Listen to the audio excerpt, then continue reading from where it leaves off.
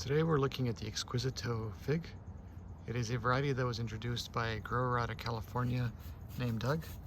He also goes by Blue Malibu on the forums. The variety is said to have three distinct crops, a Breva and first main crop, both coming in July, and then a second main crop coming in October or November. As this is a first year tree, I don't have any Brevas to show you, but I do have a couple of the first main crop that are ripening.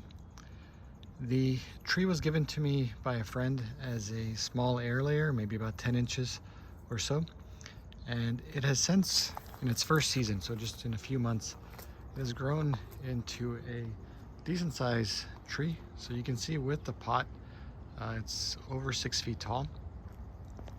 Has been a vigorous grower for me, and also very productive. You can see it has figs essentially at every node going up. I do want to show you the progression of the fruit. So it'll grow from being green like this to developing some blush, as you see here and also here, and then it'll get, all in a period of a few days, a little darker, as you see there, and it'll develop some striping, and then it'll finally get to be a nice dark maroon color, as you see there, and also with a little bit of white spotting on it that looks pretty cool. Finally, I want to show you just a few of the leaves. Has nice dark leaves, and actually quite decent sized as well. All right, let's pick the ripe ones and see what they look like on the inside. Here are the two figs that I've picked tonight. The one on the left is slightly heavier at 23 grams, whereas the one on the right is only 18. So averaging about 20 grams, just over 20 grams between them. I'd call this about a medium sized fig in my climate. I'm turning them around here so you can see the coloring and also the spotting on the skin. I think it's pretty cool to have those little white spots on the maroon background. The figs are soft to the touch, but they don't feel very full on the inside, and they don't feel very heavy. So I wonder how well ripened they are. We'll find out in a few seconds here. And finally, I'll turn them upside down so you can see the eyes. They are slightly open, so some bugs could potentially get in there. I was lucky that I didn't have that problem.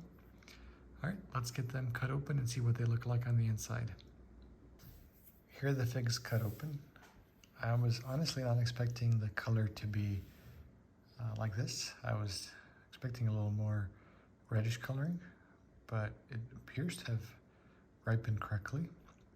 So I'll bring a couple pieces closer so you can see the inside. It looks soft, it looks moist.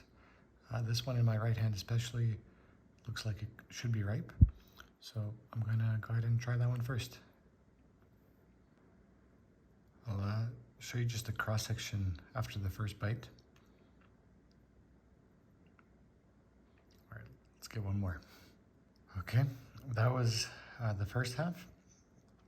I would describe the taste as moderately sweet, a little bit of seed crunch, tastes, a little bit like candy, but not like a hard candy, but not overly sweet.